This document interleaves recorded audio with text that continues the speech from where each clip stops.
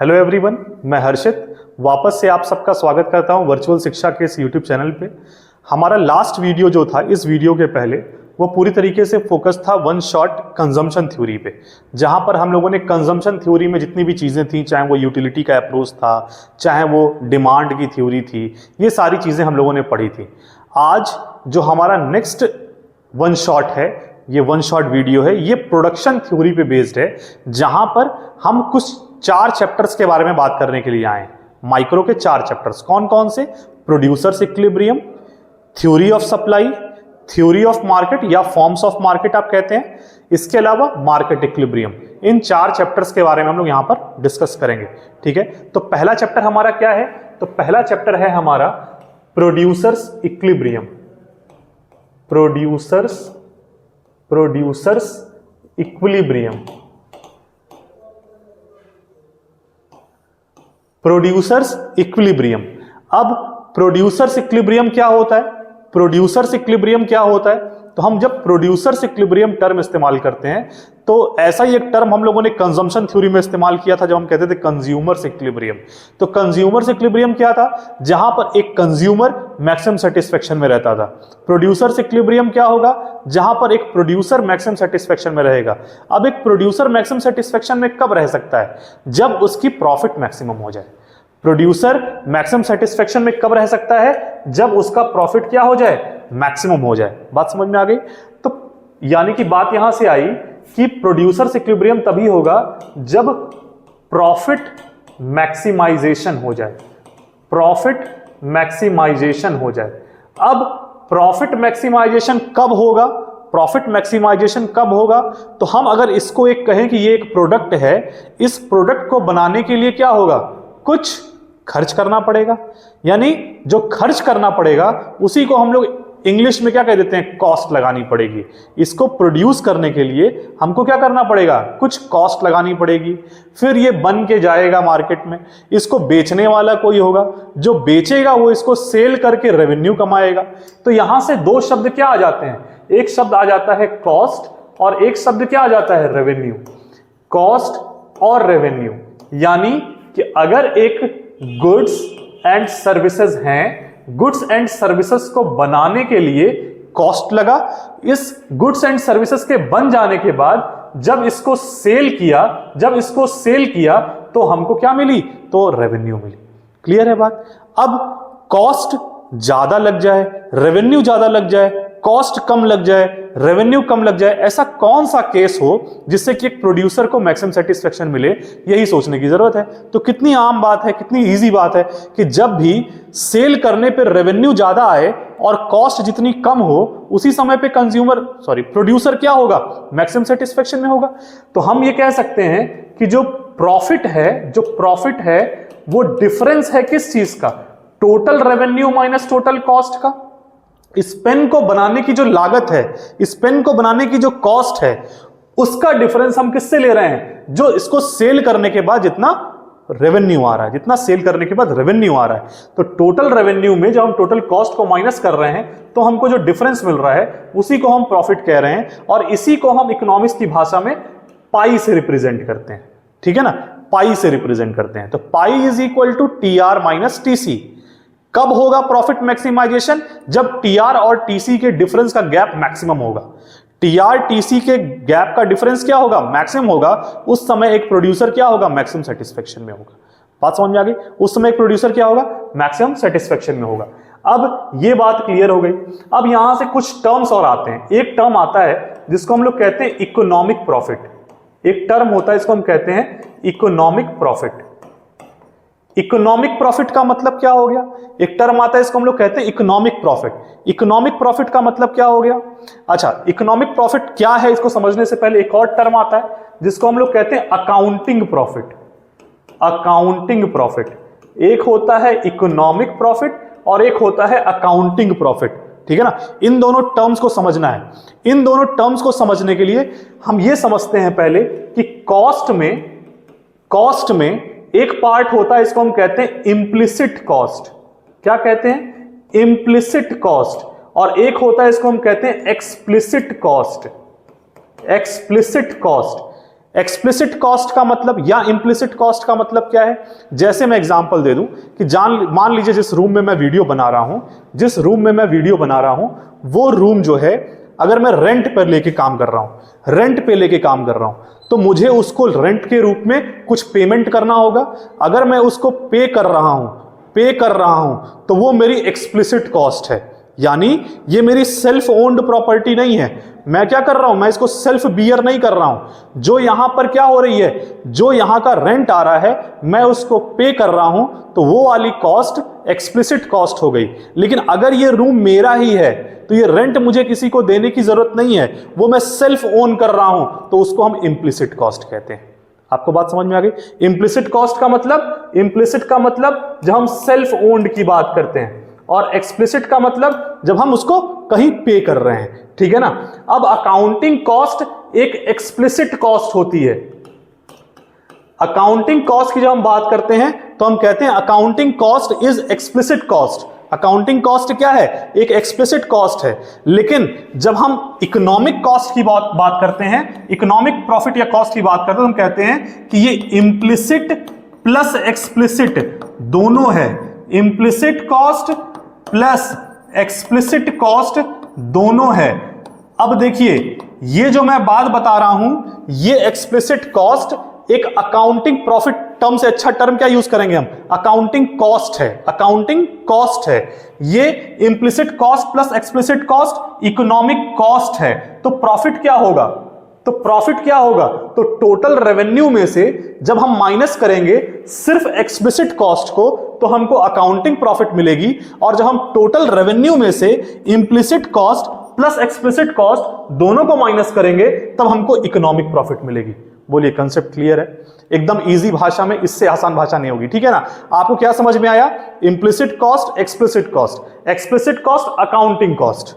बात समझ में आ गई? अकाउंटिंग प्रॉफिट कैसे आएगा? तो प्रॉफिट आने के लिए रेवेन्यू में से उसको माइनस करना है, यानी accounting profit is equal to TR minus total revenue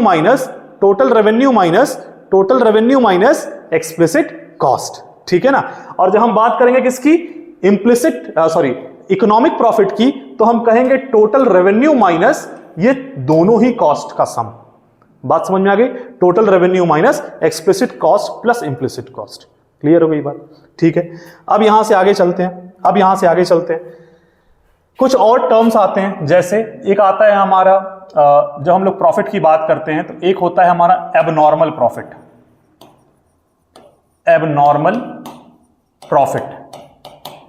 एक होता है हमारा नॉर्मल प्रॉफिट। एक होता है हमारा सब नॉर्मल प्रॉफिट। और सब नॉर्मल प्रॉफिट को हम लोग लॉस भी कहते हैं। ठीक है ना? इसी को हम लोग क्या कहते हैं? लॉस भी कहते हैं। क्लियर है बात? अब एबनॉर्मल प्रॉफिट, या इसी को हम कहते हैं सुपर नॉर्मल प्रॉफिट।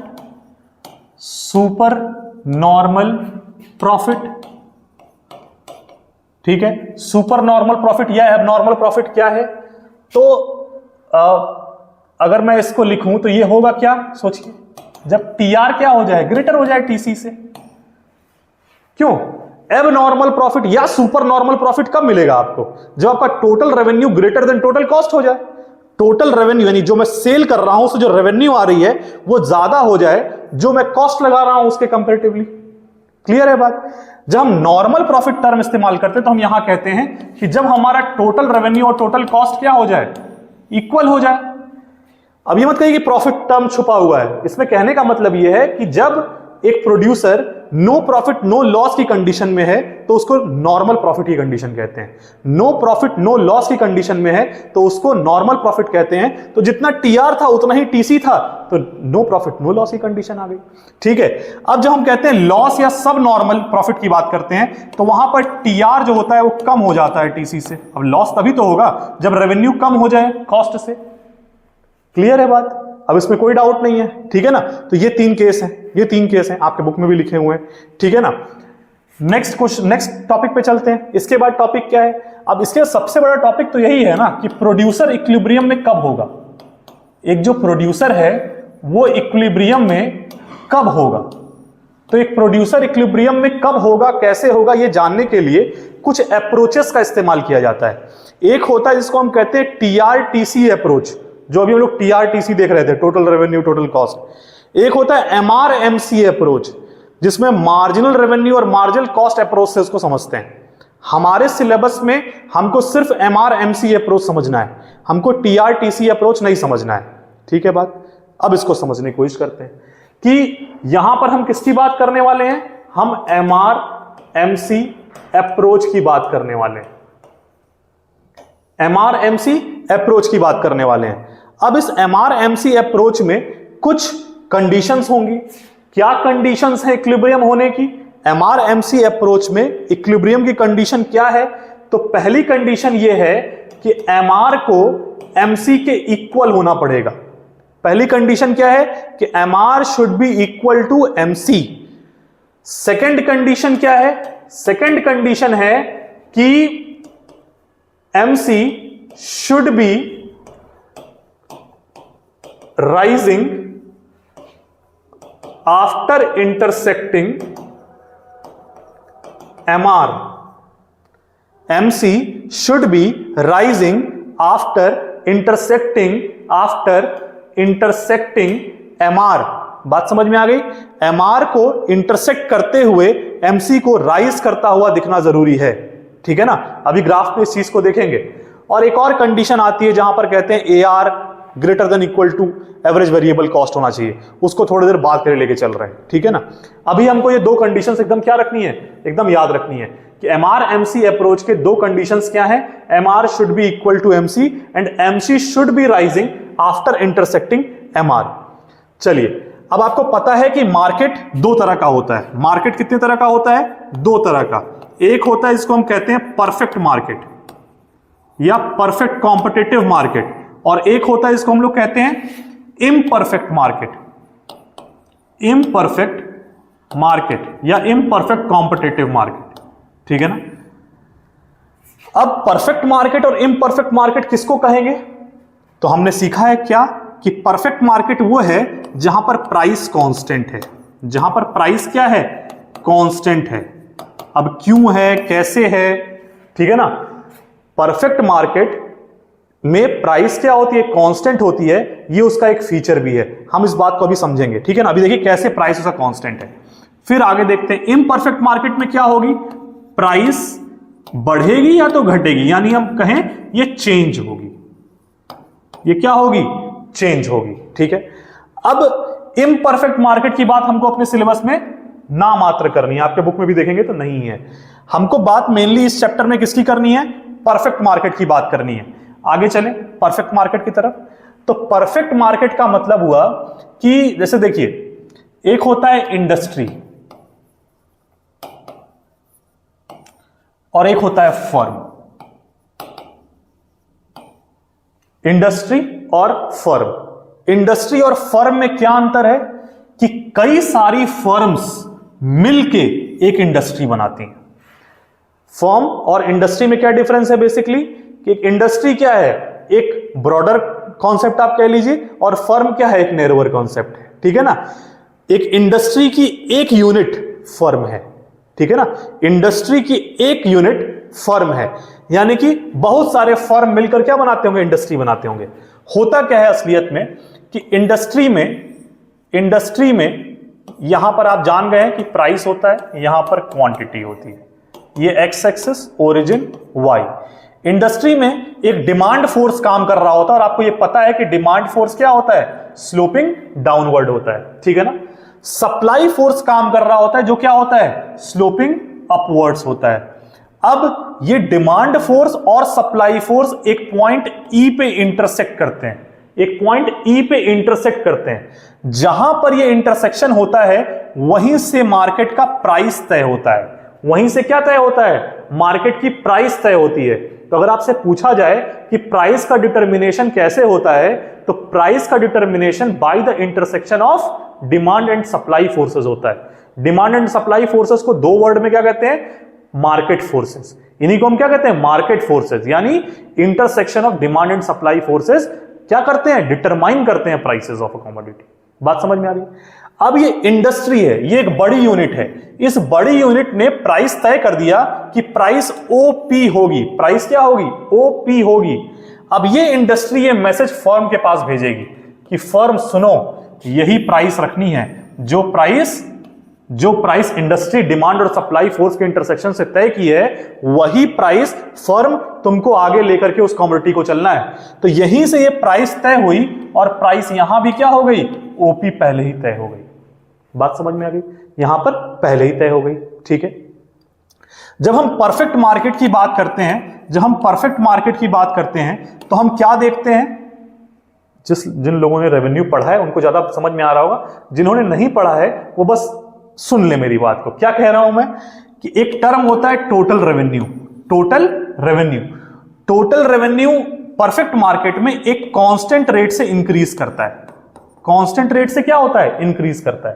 तो जब टोटल रेवेन्यू कांस्टेंट रेट से इंक्रीज कर रहा है, यानी 10 से 20 हुआ, 20 से 30 हुआ, 30 से 40 हुआ, तो इसका मार्जिनल रेवेन्यू क्या हो जाता है? मार्जिनल का मतलब क्या? चेंज। ये एडिशनल कि एक यूनिट पे अगर रेवेन्यू 10 रुपए का हुआ तो 2 यूनिट बनाने पे 20 रुपए हुआ, तो चेंज कितने का आया एक पे? तो 20 माइनस 10 का, तो यानी कि हम कह लेते हैं 10 का चेंज आया। अगले वाले में चेंज कितने का आया? फिर से 10 का आया, फिर से कितने का आया? 10 का आया। यानी कि हम कहते हैं कि परफेक्ट मार्केट में जो हमारा एमआर कर्व होता है वो कांस्टेंट होता है। वो क्या होता है? कांस्टेंट होता है, वो चेंज नहीं होता है। इसीलिए ये जो प्राइस वाली लाइन गई, यही लाइन क्या हो जाती है? हमारी एमआर की लाइन भी हो जाती है। कांस्टेंट लाइन ही क्या हो जाती है? एमआर की लाइन हो जाती है। और यहीं पर P is equal to MR is equal to AR तय हो जाता है। P is equal to AR is equal to MR तय हो जाता है। अब सर ये क्या हो गया? हाँ, ये वाली बात क्या हो गई? ये वाली बात भी हमको समझाइए, ठीक है ना? अगर आपको ये बात समझनी है तो आप देखिए, अगर 10 रुपए का रेवेन्यू हुआ है, 10 रुपए का रेवेन्यू एक सामान बेच के, तो पर यूनिट प्राइस क्या है? 10/1। अगर 20 का रेवेन्यू हुआ है 2 कमोडिटी बेच के, तो पर यूनिट प्राइस क्या है? 20/2 10, 30/3 10, 40/4 10। यानी पर यूनिट प्राइस ये क्या है? पर यूनिट प्राइस इक्वल आ रही है इस एमआर के, इक्वल आ रही है इस एमआर के। इसीलिए हम पी वाले लाइन को ही हम किधर खींच दिए? एमआर की तरफ खींच दिए। ठीक है बात। अब एआर क्या होता है? Average revenue. तो सर एवरेज का मतलब क्या? एवरेज का मतलब क्या कि पर यूनिट, यहां भी बात हो रही है, यानी टोटल रेवेन्यू का अगर हम आउटपुट से डिवीजन कर दें, आउटपुट से डिवाइड कर दें, तो per unit output is known as average revenue per unit. अच्छा ये बताइए, क्या आउटपुट को मैं क्यू लिख सकता हूं? बिल्कुल लिख सकता हूं। क्या मैं टीआर को P इंटू क्यू लिख सकता हूं? क्या मैं टीआर को P इंटू क्यू लिख सकता हूं? एक समोसा सर 10 रुपए का था और समोसे से 100 रुपया कमाए हैं, यानी 10 इंटू 10, P 10 और क्वांटिटी 10, इसी से क्या आया? 100 रुपए जनरेट हुआ। यानी रेवेन्यू कैसे निकाले? P इंटू क्यू करके टोटल रेवेन्यू निकाले। टोटल सेल कितने का हुआ कैसे निकाले? P इंटू क्यू करके निकाले। इसीलिए टीआर को P इंटू क्यू लिख दिए। अब यहां से इस बात को अगर हम यहां लिखें, टीआर, अब टीआर नहीं लिखते हैं, अब इसको P इंटू क्यू ही लिख लेते हैं, अपॉन क्यू। क्या क्यू से क्यू कैंसिल हो गया और AR P के इक्वल आ गया? AR P के इक्वल आ गया? बोलिए। तो क्या ये जो लाइन मैंने बनाई है P is equal to AR is equal to MR की, क्या ये बात पूरी तरीके से समझ में आ गई कि नहीं आ गई? बिल्कुल क्लियर है ये बात। और हर जगह जहां भी हम परफेक्ट मार्केट का काम करेंगे वहां हम ये सीधी लाइन तुरंत खींच देंगे, ये सीधी लाइन तुरंत खींच देंगे, क्योंकि परफेक्ट मार्केट के केस में हमेशा टोटल रेवेन्यू का जो इंक्रीज होगा वो कांस्टेंट रेट से होगा, कांस्टेंट रेट से होगा, जिसकी वजह से इसका चेंज भी कांस्टेंट रहेगा, जिसकी वजह से प्राइस पर यूनिट भी कांस्टेंट रहेगी, जिसकी वजह से एवरेज रेवेन्यू हमेशा प्राइस के इक्वल आएगा। क्लियर हो गई बात? कोई डाउट इसमें नहीं? तो यानी कि ये बात समझ में आ गया कि इंडस्ट्री और firm P is equal to AR is equal to MR। हम लोग पीछे क्या बात कर रहे थे? हम लोग बात करने आए थे प्रोड्यूसर्स इक्विलिब्रियम के MRMC अप्रोच की। वहां से हम कहां चले गए? परफेक्ट मार्केट पे और इम्परफेक्ट मार्केट पे। परफेक्ट मार्केट हमको अब समझ में आ चुका है कि प्राइस कांस्टेंट है, ठीक है ना? प्राइस कांस्टेंट है। अब क्यों मैंने ये बात कही ये बात मैंने इसलिए कही क्योंकि अब हम यहां पर क्या बनाने वाले हैं, अब हम एमआर का कर्व बनाने वाले हैं। कहां के लिए, कहां के लिए? अच्छा, ये बात आपको क्लियर हो गई कि प्राइस कैसे डिटरमाइन होता है परफेक्ट मार्केट में।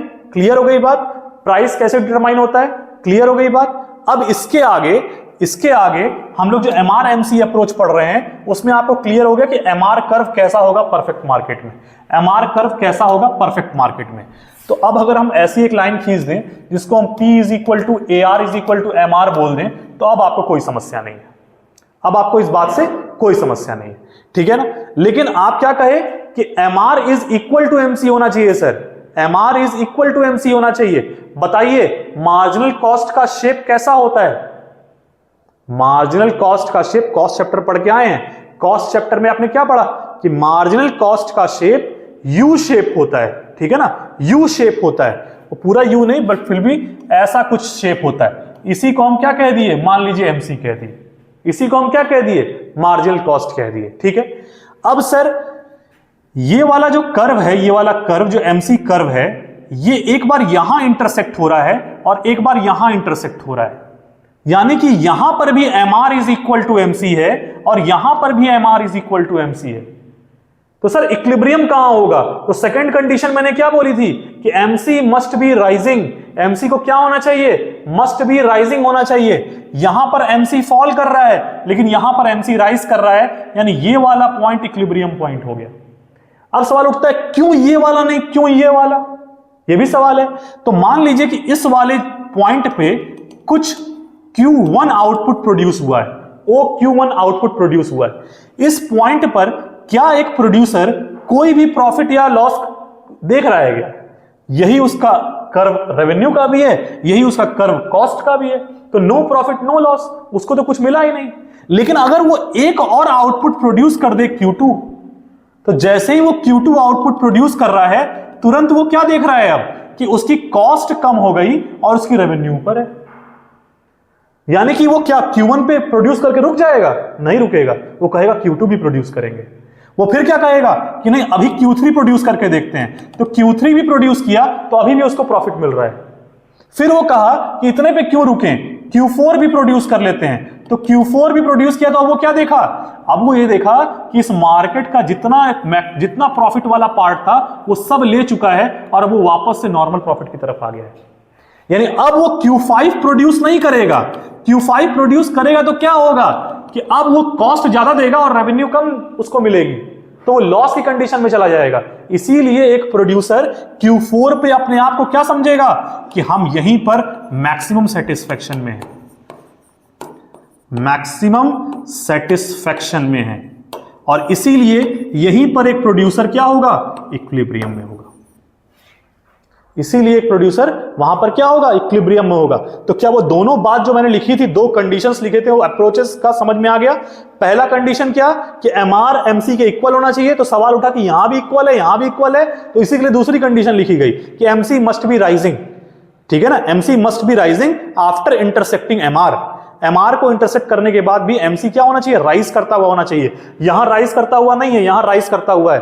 क्यों यहां पर राइज करते हुए भी इक्विलिब्रियम माना जाएगा? क्योंकि इस वाले पॉइंट पर अगर इसको A पॉइंट लिख दें तो इस A पर OQ1 प्रोड्यूस कर रहा है, यही बात लिखनी है आंसर में। इस A पॉइंट पर OQ1 प्रोड्यूस कर रहा है जिसमें उसको कोई प्रॉफिट नहीं मिल रहा है, लेकिन जैसे ही वो एक एक्स्ट्रा यूनिट OQ2 प्रोड्यूस कर रहा है उसको प्रॉफिट मिलना शुरू हो रहा है। वो OQ3 प्रोड्यूस किया तो उसको और प्रॉफिट मिला, वो OQ4 प्रोड्यूस किया तो वो वापस से क्या देख रहा है कि अगर इसके बाद एक और यूनिट प्रोड्यूस करते हैं तो लॉस में चले जाएंगे, इसीलिए OQ4 पे वो रुक जाना चाहेगा, अपने आप को मैक्सिमम सेटिस्फेक्शन पे समझेगा।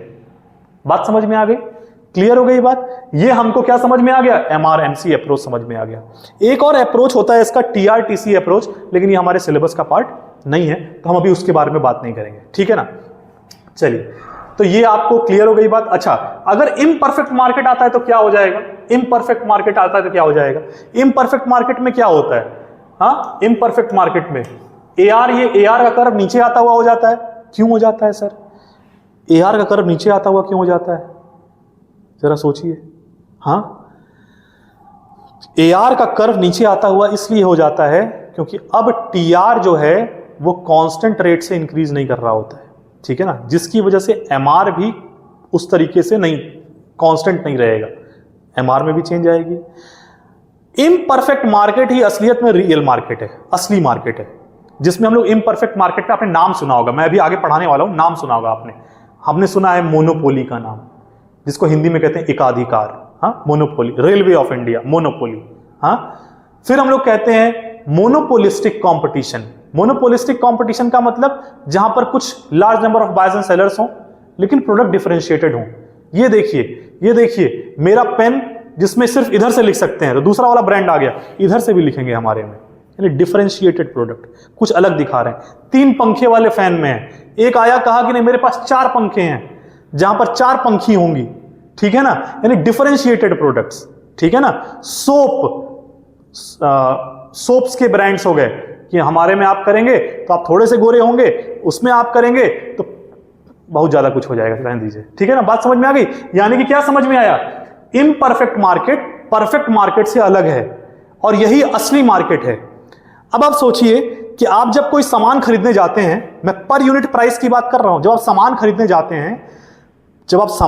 जाते हैं तो आप जब कोई सामान 1 किलो या 2 किलो लेते हैं तो आपको क्या पर यूनिट प्राइस, पर केजी की प्राइस ज्यादा देनी पड़ती है, या जब आप थोक में सामान लेके आते हैं तब ज्यादा देनी पड़ती है? जब आप पर यूनिट कम लेके आएंगे, जैसे कि मैं गया आलू लेने, मान लीजिए 1 किलो आलू लेने गया तो 20 रुपए केजी दिया, और अगर मैंने 10 किलो आलू लिया तो उसने कहा भैया अगर आप 10 किलो लेंगे तो आपका 15 रुपए पर केजी लगा देंगे, 18 रुपए पर केजी लगा देंगे। यानी असली मार्केट तो यही है कि जब थोक भाव में सामान ले रहे हैं तो प्राइस कांस्टेंट नहीं है पर यूनिट की, वहां पर प्राइस क्या हो गई, कम हो गई। बात समझ में आ गई? अब प्राइस जैसे ही कम होगी तो डिमांड क्या हो जाएगी, बढ़ जाएगी। तो एआर कर्व किसकी तरह काम करता है, यहां पर डिमांड कर्व की तरह काम करता है। बात समझ में आ गई? डिमांड कर्व की तरह काम करता है, इसीलिए वो स्लोपिंग डाउनवर्ड होता है, ठीक है ना, स्लोपिंग डाउनवर्ड होता है। और याद रखिए एआर कर्व जितने एंगल से नीचे की तरफ डाउनवर्ड स्लोपिंग होगा उसके जस्ट हाफ से एमआर कर्व नीचे आएगा। इस बात को भी सिर्फ दिमाग में बैठा लीजिए, ठीक है ना, जब डिटेल्ड वीडियो बनेगा तो आपको बहुत अच्छे से समझ में आएगा, ठीक है ना। एआर कर्व और एमआर कर्व नीचे आता हुआ हो गया। अब जरा सोचिए एमआरएमसी अप्रोच, कॉस्ट, मार्जिनल कॉस्ट गई, इस पॉइंट पे नो प्रॉफिट नो लॉस, लेकिन इस वाले पॉइंट पे क्या हुआ, ये इस आउटपुट को प्रोड्यूस करने के बाद उसको चाहिए कि और प्रोड्यूस करे, प्रोड्यूस किया, यहां गया, और प्रोड्यूस किया, यहां आ गया, यानी कि अब उसको क्या होने लगा, मैक्सिमम सेटिस्फेक्शन यहां मिल गया। बस इम्परफेक्ट मार्केट में एमआर और एआर को स्लोपिंग डाउनवर्ड कर देंगे और जो इक्विलिब्रियम सेकंड वाला मिलेगा वो वहां पर इक्विलिब्रियम हो जाएगा, ठीक है ना। बात समझ में आ गई? ये हमारा परफेक्ट और इम्परफेक्ट मार्केट की बात समझ में आ गई, परफेक्ट मार्केट और इम्परफेक्ट मार्केट की बात समझ में आ गई। आपको क्या ध्यान में रखना है, अभी इस चैप्टर को पढ़ते हुए सिर्फ इसका एक शेड्यूल, एमआरएमसी अप्रोच का एक बार शेड्यूल भी ध्यान में देख लेंगे कि क्या हो रहा है। और शेड्यूल में कुछ नहीं है, एमआर कांस्टेंट है, तो एमआर कांस्टेंट है तो मान लीजिए 12 12 12 या 15 15 15 एमआर को सेम लिख लीजिए। एमसी में क्या होगा, एमसी एक बार फॉल कराएंगे और एक बार राइज कराएंगे। बस ध्यान में रखिए कि जब फॉल करा रहे हैं, मान लीजिए यहां फॉल कराए तो यहां पर ये 12 थी, तो यहां भी जब राइज कराएंगे तो एक बार और 12 ले लेंगे। तो बस आप एक बार उसका शेड्यूल देख लेंगे तो उसमें कोई दिक्कत नहीं आएगी आपको। क्लियर है बात? क्लियर है, कोई दिक्कत नहीं है। चलिए आगे चलते हैं। ये कहानी खत्म हो गई किस चीज की, प्रोड्यूसर्स इक्विलिब्रियम की, है ना। Shut down point,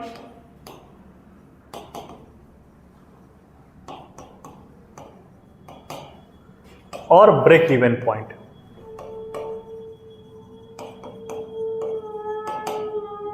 shutdown point का मतलब दुकान के बंद होने की स्थिति कब आ जाएगी। हाँ, दुकान के बंद नहीं हो रहा है, बंद होने की स्थिति कब आ जा रही है, ठीक है ना।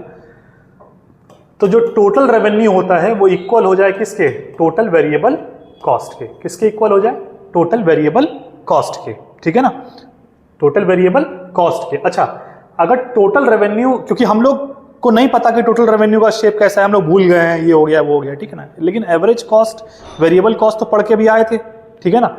अगर हम टोटल रेवेन्यू को डिवाइड कर दें क्यू से, क्यू से, और टोटल वेरिएबल कॉस्ट को भी क्यू से डिवाइड कर दें, तो टोटल जब भी पर यूनिट से डिवाइड होता है तो क्या वो एवरेज बन जाता है, बोलिए। तो क्या हम कह सकते हैं कि जहां पर average revenue average variable cost के इक्वल हो जाए? क्लियर है बात? अब एवरेज रेवेन्यू और एवरेज वेरिएबल कॉस्ट में अगर हम ग्राफ बनाएं तो आपको पता है कि परफेक्ट मार्केट में कुछ ऐसा AR कर्व होता है। अब इसमें कुछ बताने की जरूरत नहीं है, ठीक है। और जैसे मार्जिनल कॉस्ट जाता था ना यू शेप, वैसा ही हमारा एवरेज वेरिएबल कॉस्ट भी कैसा होता है? यू शेप का होता है। अब क्योंकि AR के इक्वल दिखाना है ABC को, तो इक्वल दिखाने का मतलब कि यहीं से ABC निकालना है। बात समझ में आ गई? क्योंकि दोनों जहां पर टच करेंगे AR ABC को, वहीं पर क्या होगा? AR is equal to ABC होगा। बात समझ में आ गई? तो ये वाला पॉइंट कौन सा पॉइंट है? यही वाला पॉइंट शटडाउन पॉइंट है। यही वाला पॉइंट क्या है? शटडाउन पॉइंट है। दिखाने के लिए जैसे बुक में दिखाया हुआ है, आप दिखा सकते हैं कि एवरेज कॉस्ट भी है। अरे एवरेज कॉस्ट को ही तो एवरेज टोटल कॉस्ट भी कहते हैं। एवरेज कॉस्ट कहिए चाहे एवरेज टोटल कॉस्ट कहिए, बात एक ही है, ठीक है ना। अब एवरेज टोटल कॉस्ट किन चीजों से मिलकर बना होगा? तो टोटल कॉस्ट किन चीजों से मिलकर बनता है? एक फिक्स्ड कॉस्ट से, यानी एवरेज फिक्स्ड कॉस्ट से, और एवरेज वेरिएबल कॉस्ट से। एवरेज वेरिएबल कॉस्ट और एवरेज कॉस्ट के बीच में जो एक गैप है, वो किसका गैप होगा? एवरेज फिक्स्ड कॉस्ट का गैप होगा। बात समझ में आ गई? फिक्स्ड कॉस्ट का गैप होगा।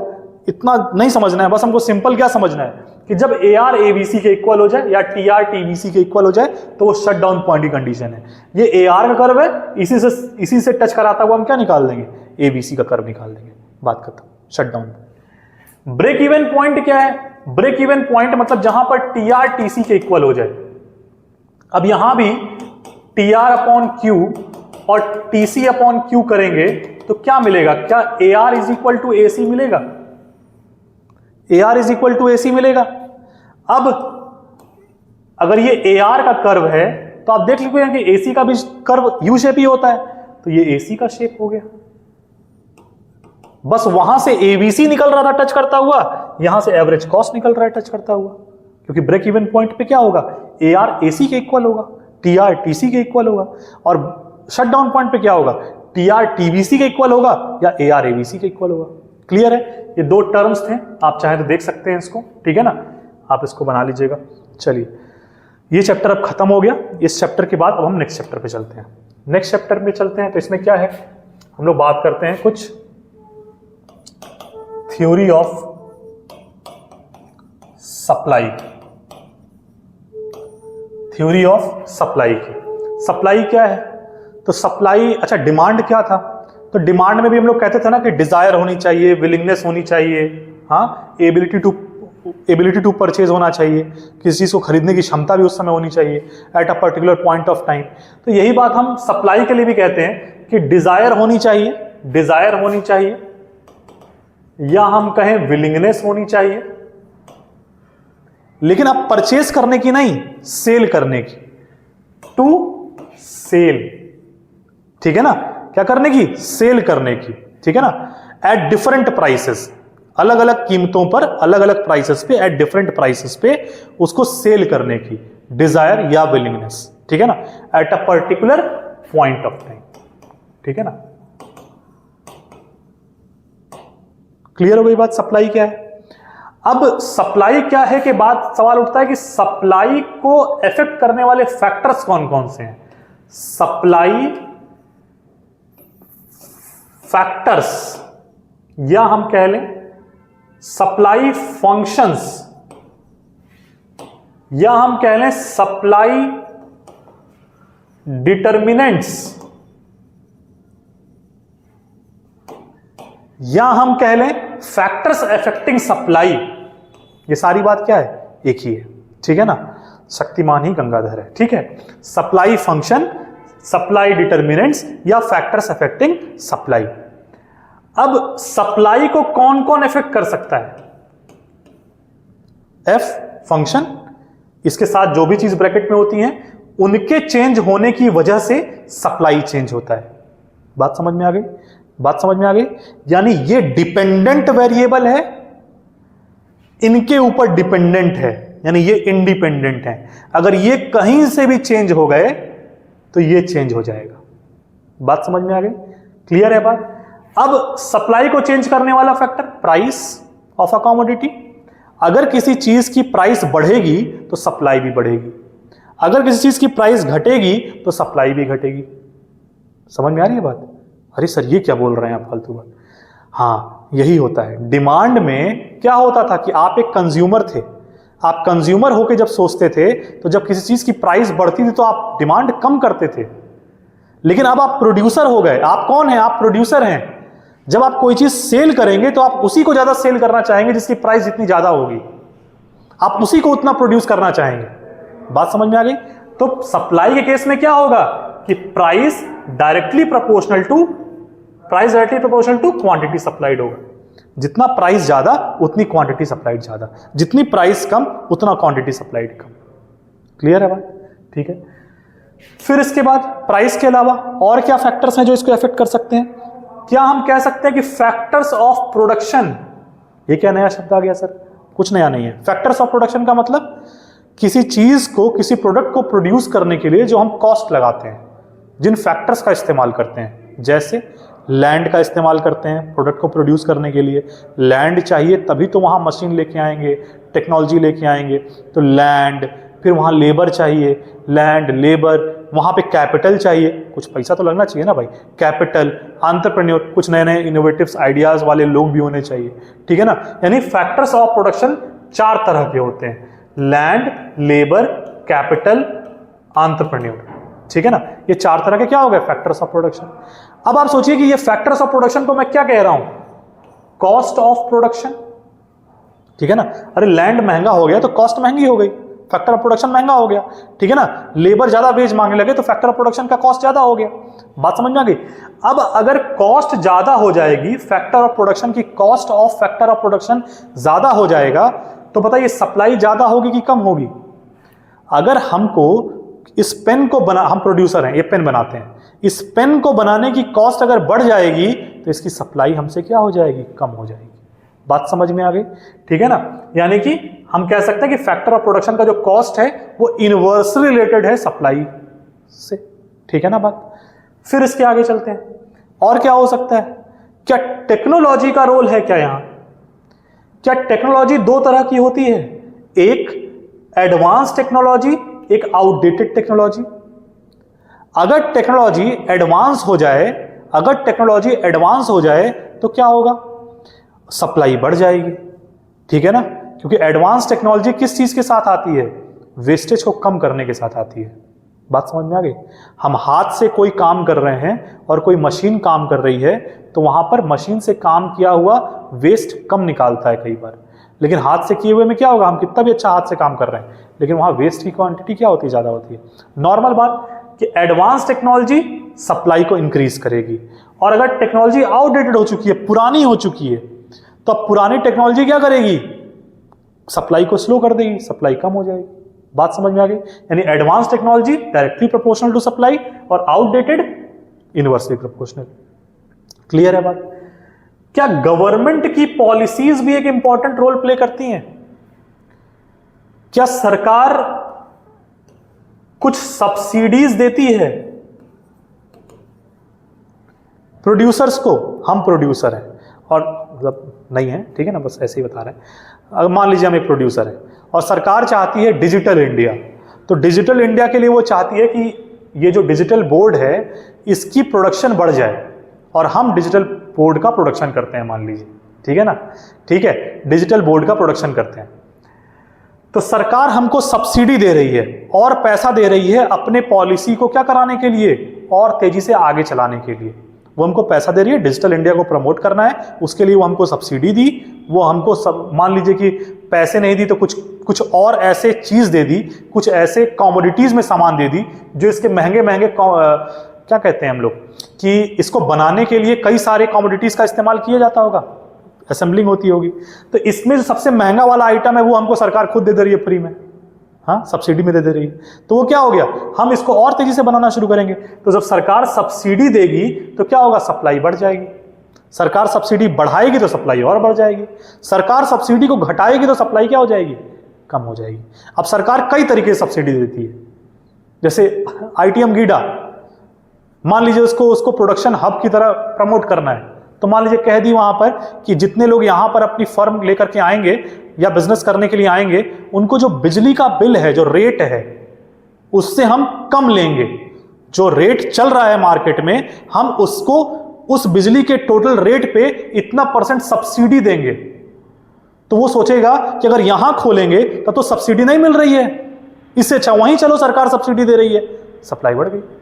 बात समझ में आ रही है? तो कई तरीके से सब्सिडी का इस्तेमाल हो। फिर इसके बाद सब्सिडी बढ़ी तो क्या हुआ? सप्लाई बढ़ा। एक टर्म होता है एक्साइज ड्यूटी, 12th में डिटेल में समझेंगे, अभी बस इतना समझते हैं कि एक टैक्स है जो सामान को एक बॉर्डर से दूसरे बॉर्डर में ले जाने के लिए कुछ यूज हो रहा है, ठीक है ना, बस हम इतना समझते हैं। अब ये बताइए, अगर टैक्स यहां पे मान लीजिए बैठ गई सरकार, है यहां पे बैठ गई, ठीक है ना, अब इधर तो पानी है तो मत कहिएगा कि इधर क्यों जा रहा है, टेक्निकली बात ज्योग्राफी की नहीं हो रही है। यहां सरकार बैठ गई, कह रही अगर सामान यहां से यहां करोगे तो जो पहले टैक्स लेते थे उससे ज्यादा लेंगे, तो क्या हम ज्यादा प्रोड्यूस करके बाहर बेचना चाहेंगे? नहीं। तो अगर टैक्स ज्यादा लगेगा, अगर ड्यूटी ज्यादा लगेगी तो सप्लाई कम हो जाएगी। क्लियर हो गई बात? ड्यूटी ज्यादा लगेगा तो सप्लाई क्या हो जाएगी? कम हो जाएगी। इतनी बात क्लियर हो गई?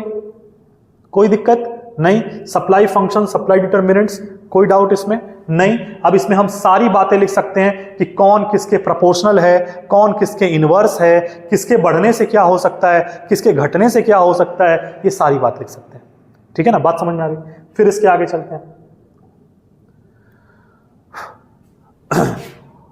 एक टर्म आता है, अच्छा एक और बात मैं बता देता हूं, एक टर्म होता है सप्लाई और एक टर्म होता है स्टॉक। एक होता है टर्म सप्लाई और एक होता है स्टॉक। स्टॉक का मतलब हो गया जब भी हम किसी चीज के पॉइंट ऑफ टाइम की बात कर रहे हैं, पॉइंट ऑफ टाइम की बात कर रहे हो, भले ही उस चीज को हमको फ्यूचर में कहीं सेल करना है, लेकिन अभी जो पॉइंट ऑफ टाइम पे मेरे पास क्वांटिटी मौजूद है, स्टॉक। लेकिन सप्लाई क्या है? सप्लाई तो हम लंबे समय तक कर सकते हैं, अभी भी कर रहे हैं, आगे भी करेंगे। वहां हम एक पॉइंट पर क्वांटिटी की बात नहीं कर रहे हैं, वहां हम डिफरेंट प्राइसेस पे डिफरेंट कमोडिटीज की बात करते हैं। यहां पर प्राइस इन्वॉल्व होता है, यहां प्राइस से कोई ज्यादा लेना देना नहीं होता है। बात समझ में आ गई? क्लियर है बात? यानी सप्लाई का मतलब क्या हो गया? जहां पर डिफरेंट प्राइसेस पे डिफरेंट कमोडिटीज को क्या कहता है? विलिंगनेस टू सेल और विलिंगनेस टू, सारी डिजायर टू सेल होता है। स्टॉक में एक पॉइंट ऑफ टाइम पे कितना क्वांटिटी मौजूद है, भले उसको हमको प्रेजेंट में ट्रांजैक्शन करना हो या फ्यूचर में ट्रांजैक्शन करना हो, ठीक है। यहां पर प्राइस का रोल होता है, यहां पर प्राइस का कोई बहुत बड़ा रोल नहीं होता है। क्लियर हो गई बात? ठीक है, आगे चलते हैं। हम इतनी बात समझ गए तो अब ये एक बेसिक बात है जो अब आपको एकदम अच्छे से समझ में आती है, लॉ ऑफ सप्लाई। तो जिसको लॉ ऑफ डिमांड याद है वो लॉ ऑफ सप्लाई भी जानता है। लॉ ऑफ सप्लाई का मतलब क्या हो गया? Keeping all other factors constant when price of a commodity increases, quantity supplied क्या होगी? increases। क्लियर? एंड वाइसे वर्सा हम लिख रहे हैं, आप नहीं लिखेंगे। आप पूरी बात क्या लिखेंगे कि अब इसका ऑपोजिट केस कि when price of a commodity decreases, quantity supplied decreases. बात समझ में आ गई? ठीक है। अच्छा, keeping all other factors constant बोलना बहुत जरूरी है, ठीक है ना। मैंने डिमांड नहीं बताया था, इसी को 2 वर्ड में क्या बताते हैं? सेटेरस। याद आ रहा है? क्लास में ही बताया था, सेटेरस पेरेबस, ठीक है ना। सेटेरस पेरेबस। अगर इतनी बात को हमको 2 वर्ड में बोलना हो, कीपिंग ऑल अदर फैक्टर्स को कांस्टेंट को बोलना हो, तो हम सेटेरस पेरेबस बोल के बता सकते हैं, ठीक है ना। ठीक है, हमको बस क्या समझना है अभी कि सारे अदर फैक्टर्स को कांस्टेंट रहते हुए जब प्राइस और क्वांटिटी सप्लाइड में रिलेशन की बात हो रही है, डायरेक्ट रिलेशन की, उसमें क्या होता है, ठीक है। लॉ ऑफ सप्लाई हो गई। अच्छा, supply schedule. Supply schedule, supply schedule में क्या होगा? शेड्यूल बताए थे कि शेड्यूल क्या है? एक टेबुलर रिप्रेजेंटेशन है। अब क्योंकि सप्लाई के शेड्यूल की बात हो रही है तो tabular representation which shows the relationship between price and quantity supplied. ये किस चीज का टेबल है? ये टेबल है प्राइस का और क्वांटिटी सप्लाइड का। बात समझ में आ गई? जहां पर प्राइस 10 से 20, 20 से 30, 30 से 40 हो रही है, तो सप्लाई भी 100 से 120, 140, 130, 150 हो रहा है। बात समझ में आ गई? जैसे जैसे प्राइस बढ़ती जा रही है वैसे वैसे क्वांटिटी सप्लाई बढ़ता जा रहा है। इसी चीज को हम ग्राफिकली कैसे दिखा देंगे? यहां प्राइस, यहां क्वांटिटी, एक्स, ओरिजिन, वाई। ये कर्व हमारा क्या दिखा रहा है? ये कर्व हमारा क्या दिखा रहा है? सप्लाई। अभी मैंने जब प्राइस डिटरमाइन किया था परफेक्ट मार्केट का, तो मैंने सप्लाई कर्व ऊपर की तरफ बना दिया था। अब समझ में आ रहा हो कैसे बना? ठीक है ना? यहां पर जो बात कह रहे हैं क्या कि ये प्राइस है OP1, तो क्वांटिटी है OQ1। जैसे ही प्राइस क्या हो गई, बढ़ के OP2 हुई, वैसे ही क्वांटिटी भी क्या हो गई, OQ2 हो गई। यानी क्या दिख रहा है कि जैसे जैसे प्राइस बढ़ता जा रहा है वैसे वैसे क्वांटिटी बढ़ती जा रही है। तो ये हो गया शेप किसका? सप्लाई का। क्लियर है बात? नेक्स्ट पे चलते हैं। एक टर्म और यूज होता है जिसमें हम लोग कहते हैं इंडिविजुअल सप्लाई, और एक हम कहते हैं मार्केट सप्लाई।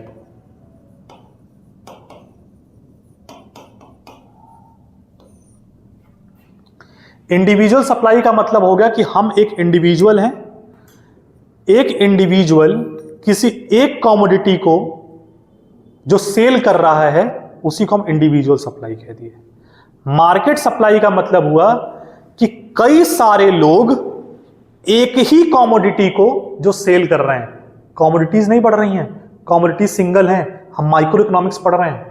बात समझ में आ गई? क्लियर हुई बात? एक इंडिविजुअल जब एक कमोडिटी को सेल कर रहा है, इंडिविजुअल सप्लाई। मार्केट सप्लाई जब कई सारे इंडिविजुअल्स मिल करके क्या कर रहे हैं, एक ही कमोडिटी को सेल कर रहे हैं। क्लियर हुई बात? अब अगर इंडिविजुअल सप्लाई के कर्व की बात करें, आपको फिर से क्या होमवर्क, अभी क्या देखना है? शेड्यूल। अभी तुरंत शेड्यूल देखना है, ठीक है ना? शेड्यूल। लेकिन कैसा बनेगा? इंडिविजुअल सप्लाई कर्व यही बनेगा, ठीक है ना? लेकिन अगर हम मार्केट सप्लाई की बात करें तो क्या होगा? कोई एक इंडिविजुअल है, मान लीजिए ए, उसका सप्लाई कर्व ये है। एक इंडिविजुअल है बी, उसका सप्लाई कर्व ये है, ठीक है ना? एक और इंडिविजुअल आ गया सी, उसका सप्लाई कर्व ये है। तो मार्केट सप्लाई क्या होगा? तो मार्केट सप्लाई इन सबों का सम होगा। इन सबों का क्या? सम। कुछ ऐसा और अच्छा बना देते हैं और एग्जैक्ट बना देते हैं, कुछ ऐसा। एग्जैक्ट बनाने के लिए ऐसी बात क्यों की है? क्योंकि एक प्राइस पर ये वाला इंडिविजुअल इतनी क्वांटिटी सप्लाई कर रहा है, और उसी प्राइस पे मान लीजिए ये इंडिविजुअल इतनी क्वांटिटी, ये Q1, ये Q2, ये Q3। और मार्केट में क्या हुआ? उस कमोडिटी की Q1 plus Q2 plus Q3, ये पूरी सप्लाई हो रही है उसी कमोडिटी की। मार्केट में हर इंडिविजुअल की सप्लाई को जोड़ना है ना, तो हर इंडिविजुअल की सप्लाई कहां है? इस एक्सिस पे है। और क्या इसी को हम लोग हॉरिजॉन्टल एक्सिस कहते हैं? बोलिए, इसी को हॉरिजॉन्टल कहते हैं कि नहीं कहते हैं? इसीलिए मार्केट सप्लाई को कई बार क्या कह देते हैं? Horizontal summation. Horizontal summation of all supply curves. बात समझ में आ गई? Horizontal summation of all supply curves. ये सारे सप्लाई कर्व्स का OQ1 plus OQ2 plus OQ3, इन सब का समेशन उस कमोडिटी का मार्केट सप्लाई है। तो बताइए, जब ये सब जुड़ेंगे तो क्या ये वाला सप्लाई कर्व इन्हीं के शेप का होगा कि थोड़ा और टिल्ट हो जाएगा, इधर और टिल्ट हो जाएगा? इसीलिए एग्जैक्ट मार्केट की सप्लाई कर्व है। बात समझ में आ गई? क्या करना है अभी? इसके साथ साथ शेड्यूल देख लेना है, दोनों का आंसर खत्म, इंडिविजुअल और मार्केट सप्लाई का। ठीक है ना? ग्राफ समझ में आ गया, ग्राफ का एक्सप्लेनेशन समझ में आ गया, इंडिविजुअल मार्केट सप्लाई का डेफिनेशन समझ में आ गया। ठीक है ना? आगे चलते हैं। अब इस चैप्टर में क्या रह गया? अच्छा, एक्सेप्शंस। लॉ ऑफ सप्लाई के कुछ एक्सेप्शंस हो सकते हैं। लॉ ऑफ सप्लाई के कुछ एक्सेप्शंस हो सकते हैं।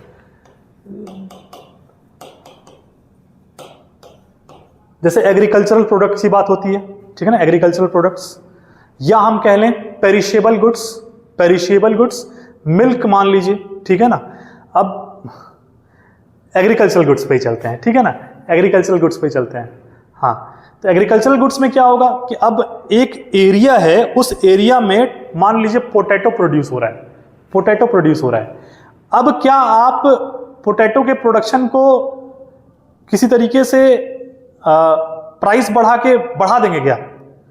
क्या आप पोटैटो या टोमेटो किसी की भी प्राइस को अगर आप इंक्रीज कर देंगे तो अपने आप उस एरिया में जो सप्लाई हो रहा था क्या वो बढ़ जाएगा क्या? ठीक है ना।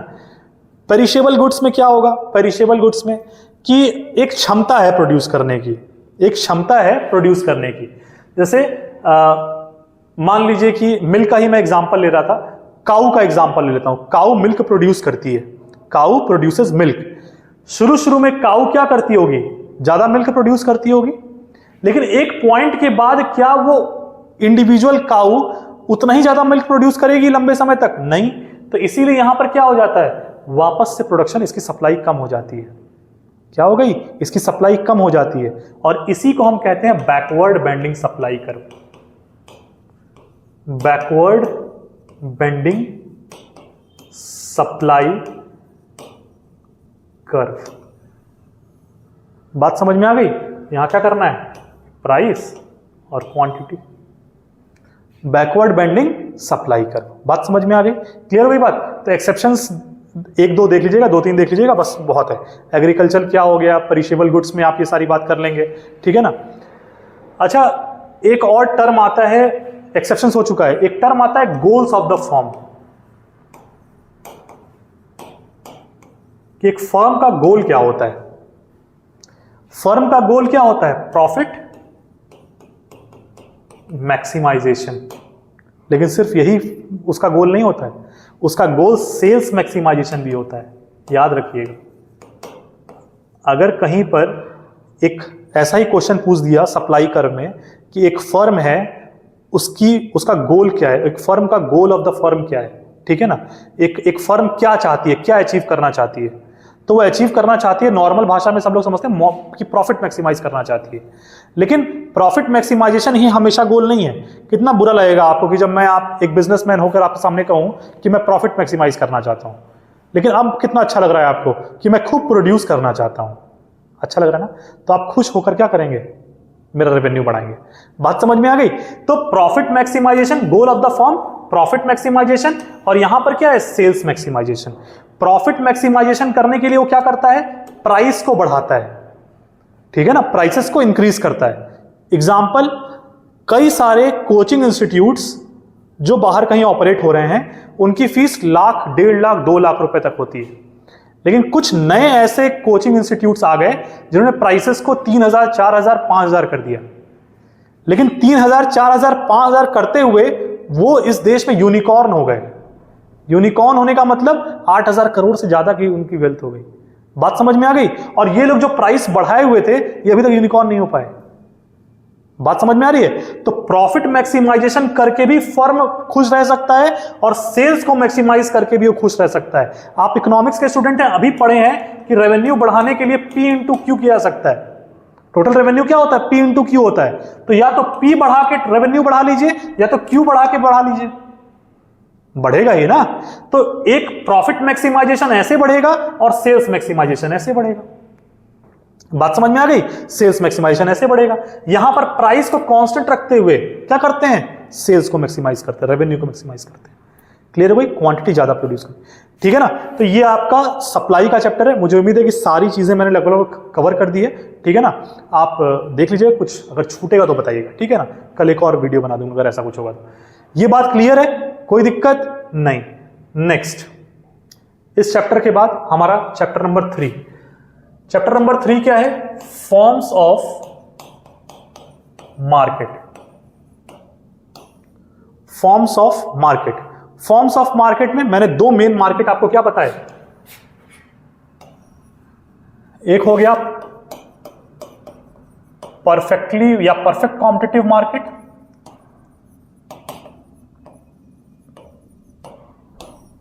दूसरा इम्परफेक्ट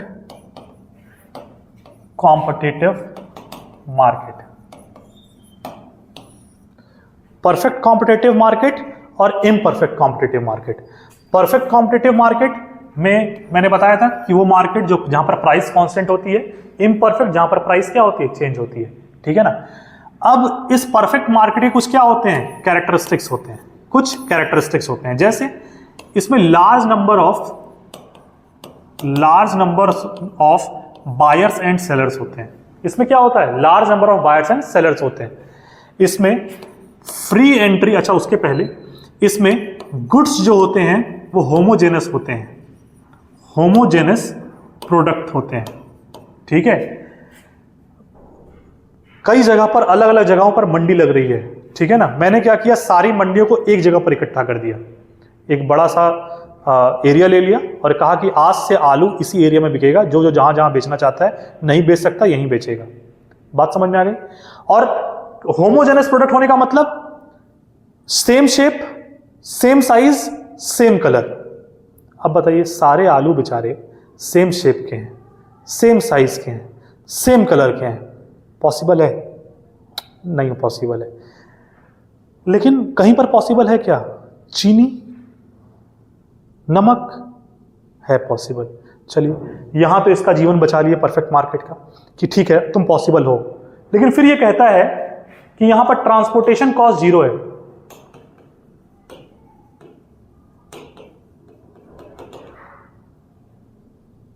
कहता है सेलिंग कॉस्ट 0 है।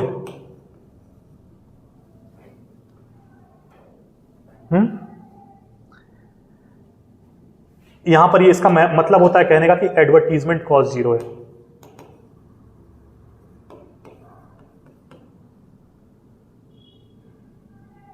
इसमें free entry and free exit होता है।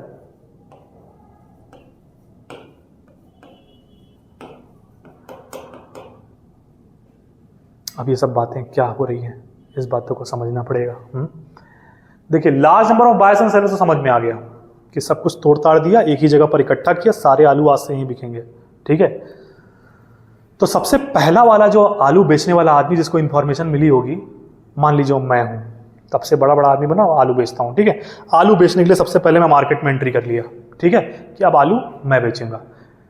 अब ये बताइए कि अकेला बेचने वाला अगर मैं हूं तो सारे खरीदने वाले केवल मुझसे ही खरीदेंगे, तो क्या मेरी प्रॉफिट बहुत ज्यादा होगी?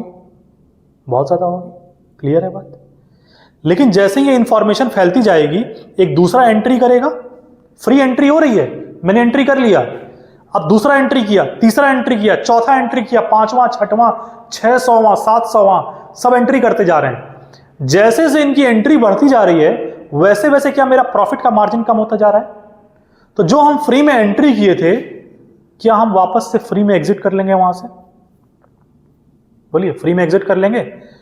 फ्री में एग्जिट करके क्या, अरे सोचता ना आदमी कि यार चलो इस जगह से जो कमाना था कमा लिए, अब देखते हैं क्या कोई ऐसा मार्केट और है क्या जहां एंट्री करके हम ऐसा ही कुछ मुनाफा कमा लें, ठीक है ना। तो इसमें क्या हुआ, फ्री एंट्री हुआ और फ्री एग्जिट हुआ, ठीक है ना।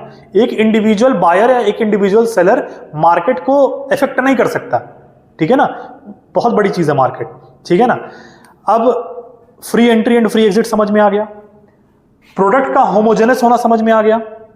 अब जब सेम शेप का आलू है, सेम साइज का आलू है, सेम कलर का आलू है, तो प्रचार किस चीज का करेंगे, एडवर्टीजमेंट कॉस्ट किस चीज की?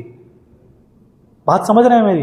हाँ, अरे मेरा साबुन इसके साबुन से अच्छा है, ये बताने के लिए प्रचार करेंगे ना, कि वो 100% जर्म्स, लाइफ बॉय, ऐसा कुछ, ठीक है ना। तो यानी कि जब यहां सेम तरह की चीजें हैं तो एडवर्टीजमेंट कॉस्ट की जरूरत नहीं है यहां पर, ठीक है। ट्रांसपोर्टेशन कॉस्ट 0 कहता है ये, ठीक है ना। इसमें फ्री मोबिलिटी होती है, इसमें क्या होती है, free mobility of factors of production. Mainly यहां लेबर्स की बात हो रही है। जो लेबर्स होते हैं वो एक दुकान से दूसरी दुकान पे क्या करते हैं, फ्रीली मूव कर सकते हैं। बात समझ में आ रही है? तो ये फ्री एंट्री एंड फ्री, ये सारी बात क्या हो गई, परफेक्ट कॉम्पिटिटिव मार्केट की बात हो गई। आप इसको एक बार रीड कर लीजिएगा, सफिशिएंट है, ठीक है ना। आपके चैप्टर में, आपके बुक में सिर्फ परफेक्ट कॉम्पिटिटिव मार्केट दिया है, बट एग्जाम्स में सिर्फ परफेक्ट कॉम्पिटिटिव मार्केट पे नहीं पूछा जाएगा, ना ही पूछा जाता है, ठीक है ना। वहां इम्परफेक्ट मार्केट को जरूर ही लेके आया जाएगा, भले आपके बुक में वो चीज हो चाहे ना हो, ठीक है ना। चलिए आगे चलते हैं, इम्परफेक्ट के बारे में पढ़ते हैं। परफेक्ट में आपको 4-5 बातें याद रखनी है, आपको याद हो गई। इम्परफेक्ट में क्या हुआ, अब इसमें कई सारे नाम आ गए, जैसे एक आ गया मोनोपोली, एक आ गया मोनोपोलिस्टिक, अब आता है डुओपोली, मोनोपोली हमको नहीं पढ़ना है, हमको क्या पढ़ना है, ओलिगोपोली, ठीक है। मोनोपोली का मतलब जहां पर सिंगल सेलर है। इसी की तरह एक टर्म होता है मोनोप्सोनी, मोनोप्सोनी वहां पर सिंगल बायर होता है, ठीक है। तो हाँ, एक टर्म होता है मोनोप्सोनी जहां पर सिंगल बायर होता है। तो मोनोपोली का मतलब सिंगल सेलर। एग्जाम्पल कहां दिखता है, रेलवे में दिखता है,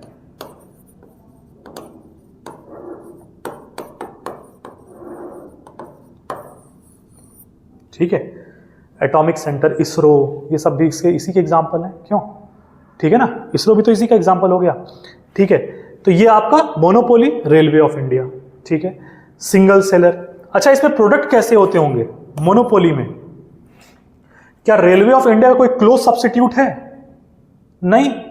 तो यहां पर जो प्रोडक्ट होते हैं वो नो क्लोज सब्स्टिट्यूट्स होते हैं, नो क्लोज सब्स्टिट्यूट्स होते हैं, ठीक है ना।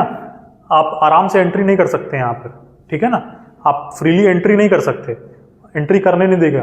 बात समझ में आ गई, बात समझ में आ गई। तो सिंगल सेलर होता है, नो क्लोज सब्स्टिट्यूट्स होते हैं। मोनोपोलिस्टिक में क्या होगा, मोनोपोलिस्टिक में क्या होगा, यहां पर large number of buyers and sellers होंगे, large number of buyers and sellers, ठीक है ना। फिर इसमें प्रोडक्ट कैसा होता है, तो ये वही वाला है जहां पर सोप की बात हो रही है या शैम्पू की बात हो रही है, यानी जहां पर डिफरेंशिएटेड प्रोडक्ट्स होते हैं, डिफरेंशिएटेड प्रोडक्ट्स होते हैं।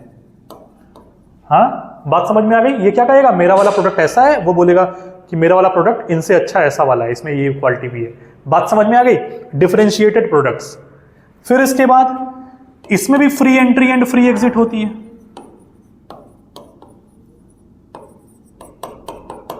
कई सोप्स के ब्रांड आए, काम किए, नहीं मजा आया, निकल लिए, ठीक है ना।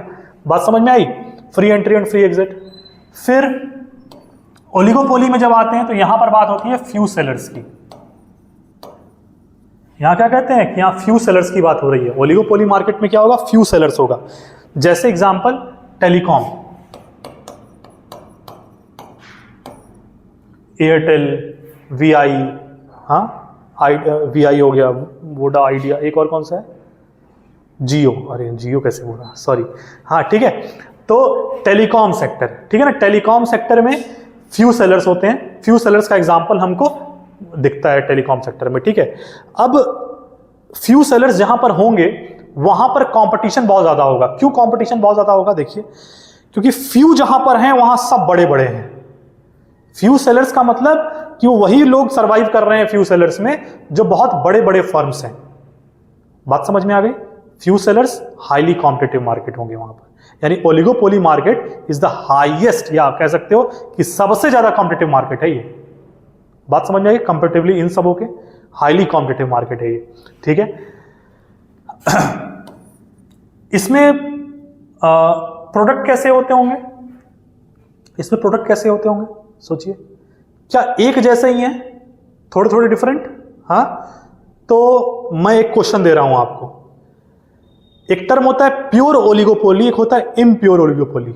आप मुझको कमेंट बॉक्स में बताएंगे कि ये दोनों में क्या डिफरेंस है, ठीक है ना। चलिए, तो ये वाली बात भी, ओलिगोपोली की बात भी समझ में आ गई, ठीक है ना।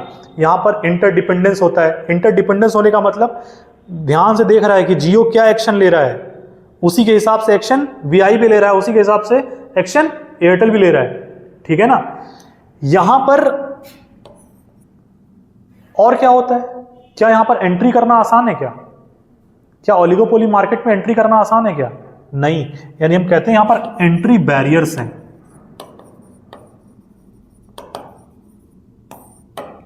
एंट्री बैरियर्स हैं। इसमें कार्टेलाइजेशन होता है। कार्टेलाइजेशन का मतलब, एग्जाम्पल देते हैं पहले। कार्टेलाइजेशन का मतलब हो गया, कार्टेल फॉर्मेशन भी कई जगह लिखा होता है। जैसे मान लीजिए कि यहां पर कुछ 10-12 लोग बैठे हुए हैं, ठीक है ना, एग्जाम्पल के रूप में 10 से 12 लोग यहां पर बैठे हुए हैं, और मैंने कहा कि मैं जितना अभी तक पढ़ाया हूं वो चीजें एक एक करके आपको एक एक टॉपिक यहां पर प्रेजेंट करना है, ठीक है ना। या मान लीजिए कि आप अपनी अपनी क्लास में बैठे हुए हैं और मैं आपको वहां पढ़ा रहा हूं। मैंने आपसे कहा कि सिलेबस अब कंप्लीट हो चुका है। सिलेबस कंप्लीट होने के बाद एक एक इंडिविजुअल यहां उठ करके आएगा, वो अपना चैप्टर खुद चूज करेगा और वो आके यहां पे एक्सप्लेन करेगा बाकी लोगों को। जब वो एक्सप्लेन करेगा तो जो भी डाउट बाकी लोगों को आएगी वो उनसे पूछेंगे। क्लियर है बात? और चैप्टर एक्सप्लेन कर लेने के बाद जैसे एज अ टीचर हम तुमसे डाउट पूछते हैं, वैसे वो भी इंडिविजुअल उससे डाउट पूछेगा, उस क्लास से डाउट पूछेगा। अब मेरे क्लास में एंट्री करने, इस एक्टिविटी कराने से पहले ही आपस में ये फैसला हो गया कि भाई नाम तुमसे पूछेंगे ना तुम हमसे पूछना, बतिए खत्म। बात समझ में आ गई? भाई नाम तुमसे पूछ रहे हैं ना तुम हमसे पूछना, बतिए खत्म। ठीक है ना, बात समझ में आई? तो इसको कहते हैं कार्टेल फॉर्मेशन। ये सारे ही जो भी होते हैं, आप देखिए जैसे ही जियो की प्राइस बढ़ेगी पीछे से एयरटेल की प्राइस बढ़ जाएगी, जैसे ही एयरटेल बढ़ेगा वीआई भी पीछे से बढ़ जाएगा। ये क्या है? ये सब आपस में सब कुछ सही तरीके से चलता है, मजे में। बात समझ में आ गई कि नहीं आ गई? तो कार्टेलाइजेशन भी देखने को मिलता है कहां पर? ओलिगोपोली मार्केट में। क्लियर हो गई बात? कोई डाउट है इसमें? नहीं? कोई डाउट होगा तो पूछिएगा, ठीक है। आप इसको देख लीजिए, इसका स्क्रीनशॉट ले लीजिए, या फिर इससे अच्छा है कि आप इसके कैरेक्टरिस्टिक्स, उसके फीचर्स को एक कॉपी के एक पेज पे लिखिए और एग्जाम में जाने से पहले एक बार देख लीजिएगा, ठीक है ना। इंपॉर्टेंट है, खास करके ये क्वेश्चन एमसीक्यू में आता है और प्लस 3 नंबर 4 नंबर में कैरेक्टरिस्टिक्स पूछ लेता है, ठीक है ना। 3 नंबर 4 नंबर में कैरेक्टरिस्टिक्स पूछ लेता है, ठीक है। तो ये आपका फॉर्म्स ऑफ मार्केट का पार्ट खत्म हो गया। अब लास्ट चैप्टर पे आते हैं जो कि है मार्केट इक्विलिब्रियम, जो कि है मार्केट इक्विलिब्रियम।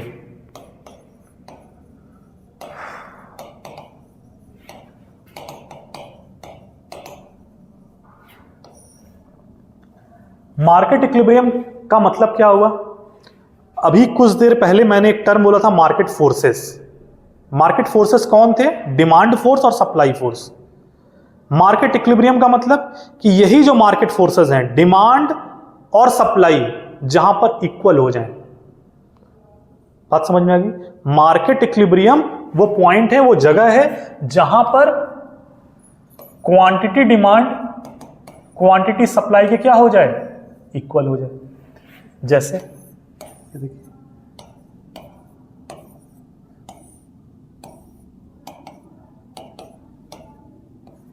दोनों जहां पर इंटरसेक्ट कर रहे हैं वहीं पे इक्विलिब्रियम हो रहा है, और यहीं पे दोनों क्या हो गए? इक्वल हो गए। बात समझ में आ गई? जिस जगह पर डिमांड फोर्स और सप्लाई फोर्स इंटरसेक्ट किए वही जगह इक्विलिब्रियम का है, उसी जगह पर demand is equal to supplied. Clear है बात? और वहीं से तय होती है इक्विलिब्रियम प्राइस। वहीं से क्या तय होती है? Equilibrium price.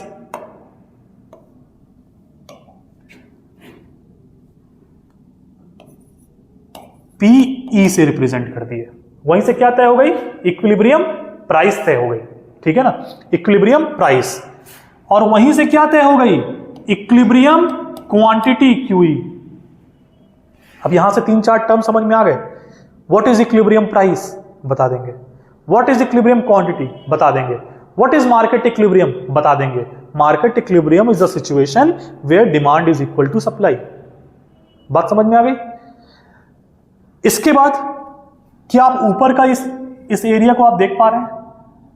अगर इस एरिया को आप देख रहे हैं तो अगर मान लीजिए मैं एक प्राइस P1 ले लूं यहां, तो इस प्राइस पर क्या मेरी डिमांड इस जगह पर रुक जा रही है? डिमांड फोर्स से कहां वो टच कर रहा है? क्या यहां पर टच कर रहा है? यानी इस P1 पे डिमांड कितना है? यहां से ही डिमांड डिसाइड हो गया, QD। क्लियर? और इसी प्राइस पर सप्लाई कितना है? QS है, क्योंकि सप्लाई कर्व से हम टच कराते हुए निकाल रहे हैं, ये डिमांड कर्व से लेके आए। यानी ऊपर के कंडीशन को अगर हम देखें तो ऊपर के कंडीशन में ये सप्लाई ज्यादा है और डिमांड कम है। इसीलिए इसको हम कह देते हैं एक्सेस सप्लाई। क्लियर हो गई बात? इसीलिए इसको क्या कह देते हैं? Excess supply. अगर हम नीचे का केस एक और ग्राफ बना लेते हैं, ये इक्विलिब्रियम हो गया PE QE। अब प्राइस को नीचे लेते आते हैं। इस प्राइस पे देखिए तो ये कौन सी कर्व है? ये सप्लाई की कर्व है, यानी अब यहां से जो चीज मिल रहा है वो क्वांटिटी सप्लाइड मिल रहा है, और इसी प्राइस पर यहां जब इंटरसेक्शन हो रहा है तो ये डिमांड कर्व है। यहां जो चीज मिला वो हो गया QD, यानी नीचे के केस में क्या दिख रहा है कि QD ज्यादा है, QS कम है, तो नीचे क्या है? Excess demand, excess demand. तो क्लियर हो गया, एक्सेस सप्लाई, एक्सेस डिमांड, कोई दिक्कत नहीं। अगर क्वेश्चन पूछता है एक्सेस डिमांड क्या है, वे डिमांड क्वांटिटी डिमांडेड या demand is greater than supply, ठीक है ना। यहां पर when supply is greater than demand. Clear हो गई बात? इतनी बात के बाद और आगे चलते हैं।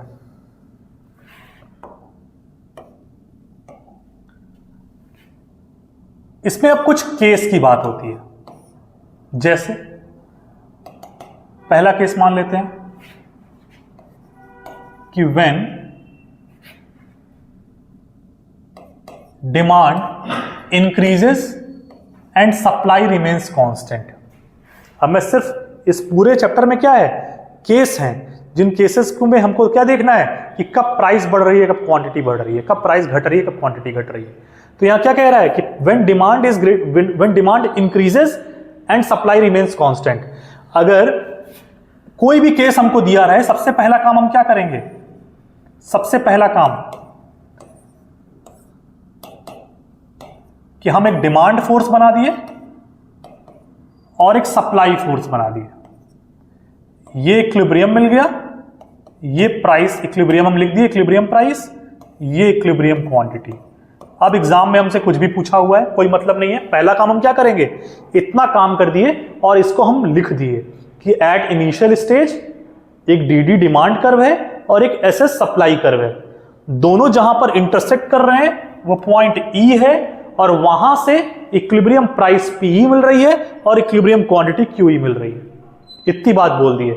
अब हमसे क्या बोला है क्वेश्चन में कि सप्लाई कांस्टेंट, सप्लाई वहीं रह गया लेकिन डिमांड क्या हो गया? बढ़ गया। और डिमांड बढ़ने का मतलब क्या हुआ कि राइटवर्ड शिफ्ट हो गया, राइटवर्ड शिफ्ट हो गया। अब ये सप्लाई कर्व और ये डिमांड कर्व यहां पर इंटरसेक्ट कर रही है, तो अगला इक्विलिब्रियम E1 यहां बन गया और प्राइस P1 यहां बन गया और क्वांटिटी Q1 यहां बन गया, जो कि प्राइस ये सब कुछ बढ़ता हुआ दिखा रहा है। डिमांड बढ़ा तो एरो उधर बना दिए, प्राइस बढ़ा एरो ऊपर बना दिए, क्वांटिटी बढ़ी तो एरो इधर बना दिए, कोई दिक्कत। अब पहला इनिशियल स्टेज लिख लिए थे, अब फिर बोल देंगे in the given condition when demand increases and supply remains constant, तो वहां पर प्राइस इंक्रीज कर रही है एंड क्वांटिटी भी क्या कर रही है? इंक्रीज कर रही है। क्लियर है बात? कोई डाउट इसमें? नहीं। अब अगला केस ले लेते हैं।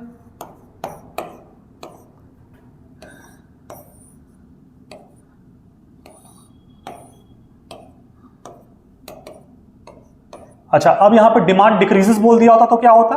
इधर आ जाता इक्विलिब्रियम, पहले ये था फिर ये हो जाता। क्लियर है बात? आप लोग बना लेंगे ये चीज? इस बात से समझ में आ गया है? इसको बना के प्रैक्टिस कीजिए, नहीं आएगा तो बताइएगा, कल सारे ग्राफ बना के बता दूंगा अगर नहीं समझ में आया तो, ठीक है। इसके अलावा बोल सकता है कि डिमांड जो है वो परफेक्टली इलास्टिक है,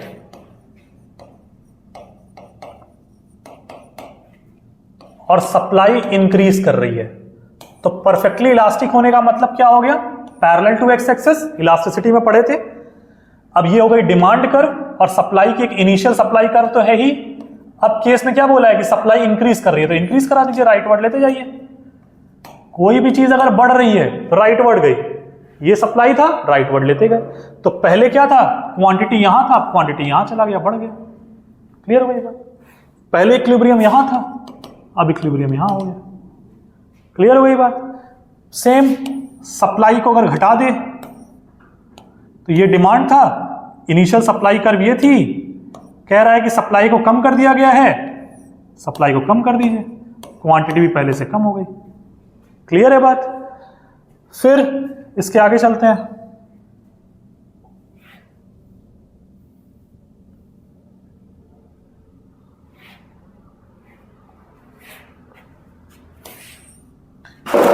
अब इसमें अगर केस ले लिया कि डिमांड, अभी डिमांड को परफेक्टली इलास्टिक लिए थे, अब सप्लाई को परफेक्टली इलास्टिक ले लिए, परफेक्टली इलास्टिक, और डिमांड इंक्रीज कर रहा है, तो ये हो गई मेरी क्या, सप्लाई की कर्व, इलास्टिक है तो पैरेलल टू एक्स एक्सिस।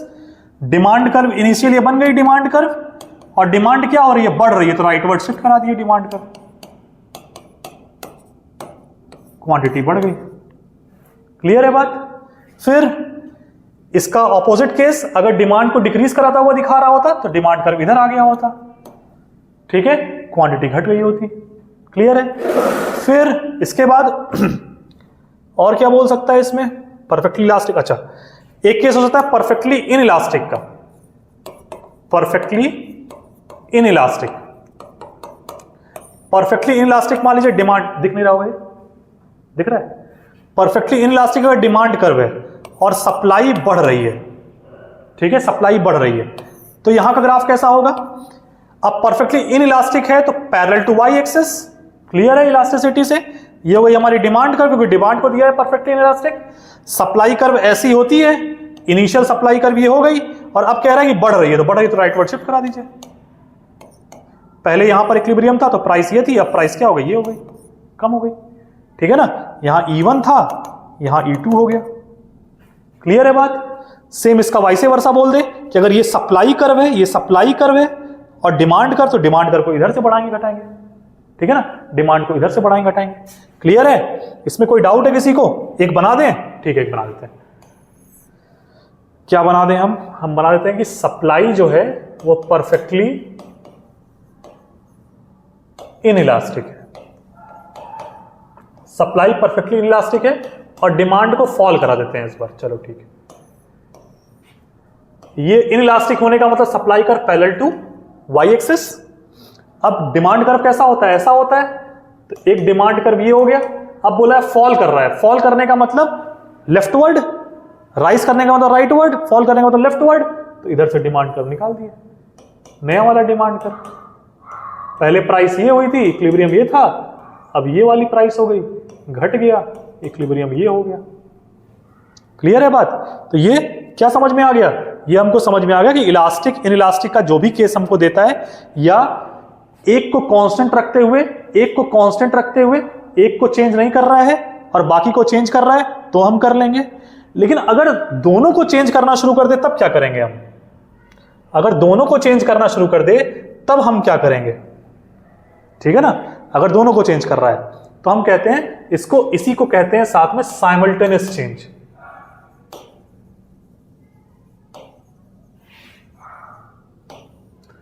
कह रहा है कि डिमांड भी बढ़ रहा है और सप्लाई भी बढ़ रहा है, डिमांड भी बढ़ रहा है और सप्लाई भी बढ़ रहा है, ठीक है, या कह दे डिमांड भी घट रहा है और सप्लाई भी घट रहा है, ठीक है।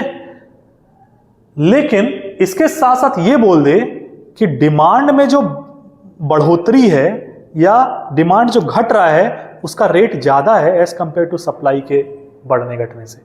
तो चलिए एक केस देखते हैं कि increase in demand is greater than increase in supply, ठीक है, increase in demand is greater than increase in supply. ये हो गया मेरा प्राइस, क्वांटिटी, ये हो गई initial demand curve, initial supply curve, demand curve, supply curve, ठीक है। अब कह रहा है इंक्रीज इन डिमांड ज्यादा है, तो ठीक है, इंक्रीज इन डिमांड को हम ज्यादा कर दें।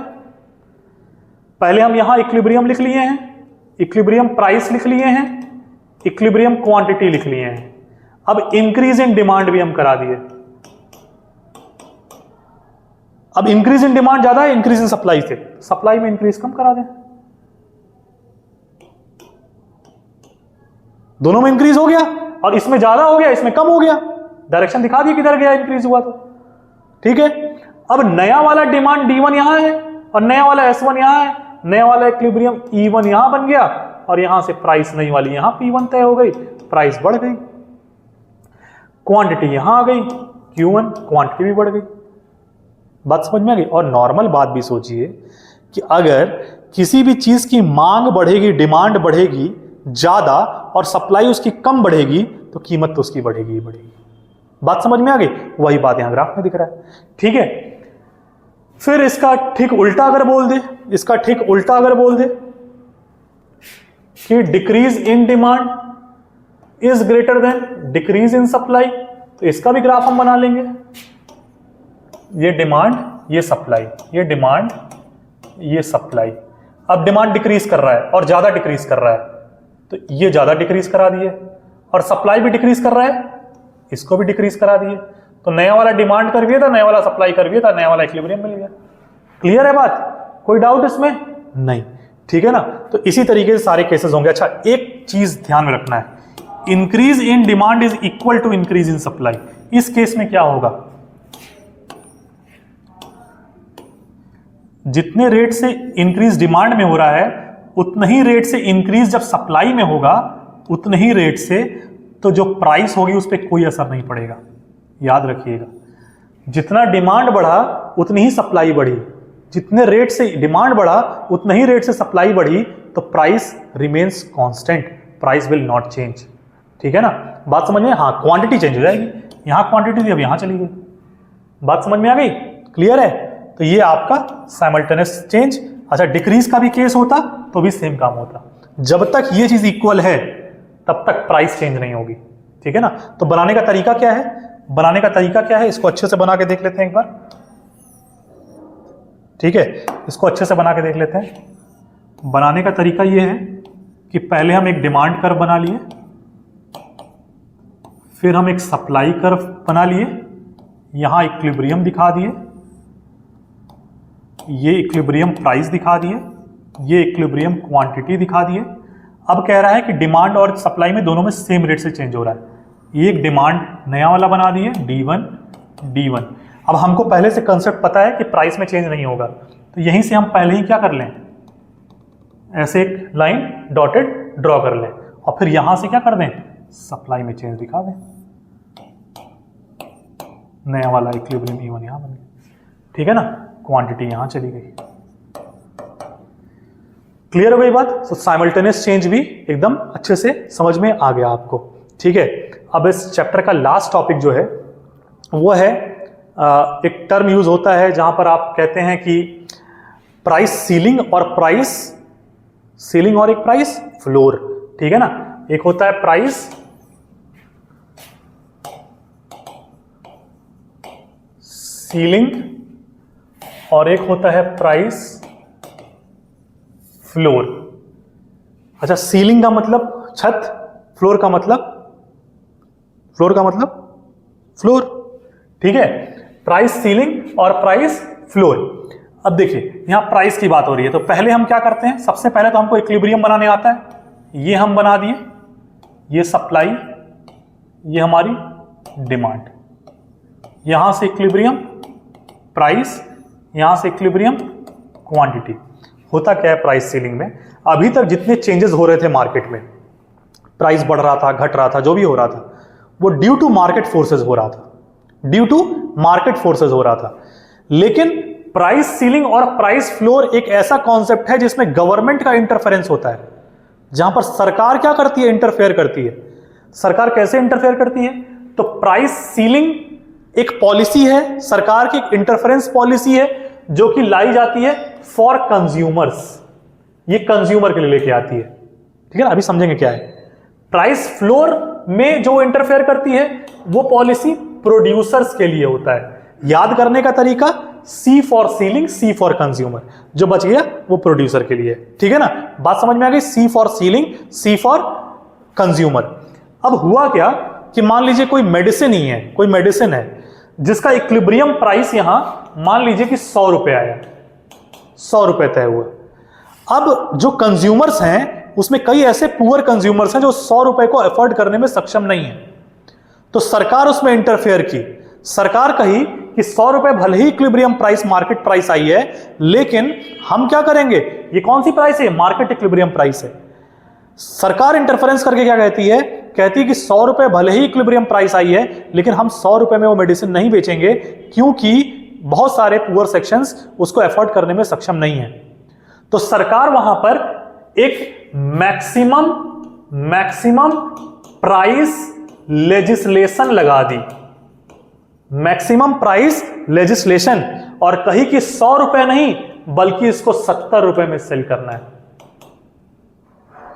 मैक्सिमम बोल रहे हैं और प्राइस को नीचे ले आ रहे हैं, ध्यान में रखना है, क्योंकि 100 रुपए में तो मेडिसिन बिक ही रही थी, 120 का थोड़े सरकार बेचेगी, क्योंकि तुम नहीं खरीद पा रहे और मत खरीद पाओ, ऐसा तो नहीं होगा ना। मैक्सिमम प्राइस लेजिस्लेशन में वो क्या की, एक मैक्सिमम प्राइस तय कर दी कि ये 70 रुपए प्राइस तय हो गया, अब इससे ऊपर एक भी रुपए नहीं लेना है। बात समझ में आ गई। जैसे ही वो 70 रुपए तय हुआ तो क्या देखने को मिला कि अब ये सप्लाई इतनी हो रही है, क्यों सप्लाई इतनी हो रही है और डिमांड मार्केट में क्या हो गई, बढ़ गई। बात समझ में आ गई। तो इस वजह से प्राइस सीलिंग के केस में यहां शॉर्टेज की समस्या अराइज हो जाती है। बात समझ में आ रही है। मेडिसिन्स की प्राइस को जैसे ही कम किया गया, या कोई भी नेसेसिटी गुड्स की प्राइस को जब कम किया गया जो पुअर सेक्शन के लिए इंपॉर्टेंट है, तो क्या हो गई, डिमांड बहुत ज्यादा हो गई, एक्सेस डिमांड का केस आ गया, और उसमें क्या देखने को मिला कि अब उस चीज की शॉर्टेज देखने को मिल रही है। कई बार ये शॉर्टेज इसलिए भी देखने को मिलती है क्योंकि मान लीजिए मैं एक प्रोड्यूसर हूं और मैं 100 रुपए में कोई सामान बेचना चाहता हूं, 100 में बेचना चाहता हूं, प्रोड्यूसर हूं, तो मार्केट अगर इंटरफेयर करके, सरकार अगर इंटरफेयर करके क्या कह दी, 100 नहीं 70 में बेचना है, तो मैं क्या करूंगा, आधा सामान उठा के पीछे वाले गोडाउन में डाल दूंगा, और आप खरीदने आए, आप नहीं मतलब, ठीक है ना, कोई खरीदने आएगा तो क्या बोलूंगा, नहीं है जॉब, तो तुम क्या कहोगे, आप क्या कहेंगे कि नहीं बहुत जरूरत है हमको इसकी, तो क्या कहेंगे कि 70 में सरकार तय की है, मेरे पास एक जुगाड़ है, आपको 80-85 में दिला देंगे। बात समझ में आ गई। तो जो हमको 70 रुपए में देना एकदम जरूरी था, हम यहां क्या करना शुरू कर दिए, ब्लैक मार्केटिंग करना शुरू कर दिए।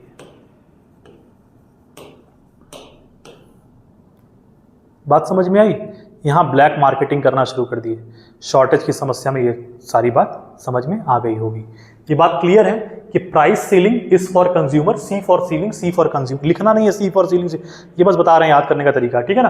Price ceiling is for consumer, और ये प्राइस सीलिंग या प्राइस फ्लोर का जो कंसेप्ट है वो सरकार के इंटरफेरेंस से होता है। प्राइस सीलिंग में सरकार एक मैक्सिमम प्राइस लेजिस्लेशन लगाती है कि नहीं इतने पे ही बेचना है, इससे ऊपर नहीं जाना है। जब सरकार वो प्राइस लगाती है, वो मैक्सिमम प्राइस लेजिस्लेशन लगाती है, तो उस समय इकोनॉमी में या मार्केट में क्या होती है, डिमांड बहुत ज्यादा हो जाती है और सप्लाई कम हो जाती है, जिसकी वजह से शॉर्टेज की समस्या देखने को मिलती है। इस शॉर्टेज की समस्या का एक और पक्ष होता है कि इसमें कुछ लिमिटेशंस देखने को मिलता है, जैसे ब्लैक मार्केटिंग शुरू हो जाती है। बात समझ में आ गई। लिख लेंगे, बना लेंगे इसको। यही वाला 70 रुपए क्या है, यही प्राइस सीलिंग है, यही प्राइस सीलिंग की लाइन है, ठीक है ना। प्राइस फ्लोर पे आते हैं। प्राइस फ्लोर में फिर से ये इक्विलिब्रियम वाली बात थी।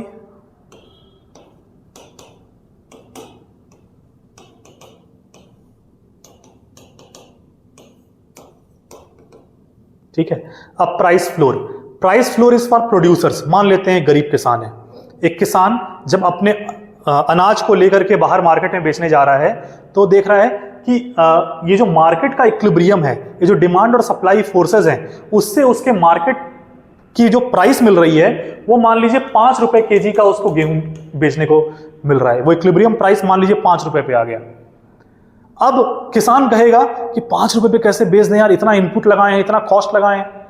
बात समझ में आ गई। केमिकल फर्टिलाइजर का इस्तेमाल किए हैं, और किस किस चीज का इस्तेमाल करते हैं, HYV सीड्स का इस्तेमाल करते हैं, chemical fertiliser, HYV seed, insecticides, pesticides, बहुत सारी चीजों का इस्तेमाल करके क्या किए हैं, प्रोड्यूस किए हैं। और बाहर मार्केट में इक्विलिब्रियम प्राइस मार्केट में 5 रुपए पर केजी आ गया। अब हम क्या करें, तो सरकार के पास फार्मर यूनियन जाएगा और कहेगा कि ये 5 रुपए में हम इसको बेचने को तैयार नहीं हैं।